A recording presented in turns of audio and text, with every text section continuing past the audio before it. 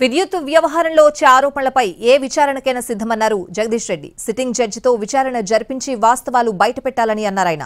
జగదీష్ రెడ్డి ప్రజలను తప్పుదోవ పట్టిస్తున్నారని అన్నారు. డిప్యూటీ సీఎం భట్టి విమర్శించారు. గత ప్రభుత్వం 24 గంటల విద్యుత్ ఇవ్వలేదని, గొంతు తెరిచి అరిస్తే అబద్దాలు నిజాలు అయిపోవని కౌంటర్ ఇచ్చారు. అగ్రికల్చర్ సప్లై చేసిన విషయంలో వారన్న మాటలన్నీ కూడా వారి డిప్యూటీ సీఎం గారికి వర్తిస్తాయి తప్ప నాకు వర్తించవు అధ్యక్ష. ఎందుకంటే వారు ఇచ్చిన దాంట్లో వారి శ్వేతపత్రంలోనే 18వ పేజీలో యావరేజ్ సప్లై అవర్స్ 19.22 అని చెప్పి వారే స్వయంగా ఇచ్చిండ్రు. వీరు సభకు ఎప్పుడు కూడా 10-12 గంటలు కూడా రాలేదనే మాట వారి కొలిగైన ఇంకొక మంత్రి గారు మాట్లాడినరు. దీనిపైన కూడా చర్యలు తీసుకోవాలని చెప్పి నేను సభను కోరుతా ఉన్నా అధ్యక్ష. తమ ద్వారా సభను కోరుతా ఉన్నా అధ్యక్ష. 24 గంటలు కరెంట్ ఇచ్చామని చెప్పాము. అందులో 24 గంటలు కరెంట్ ఇచ్చామని అందులో ఏమైనా మెన్షన్ చేశాను నేను? లేదే. మీరు మాట్లాడుతూ స్టార్టింగ్లోనే వినండి.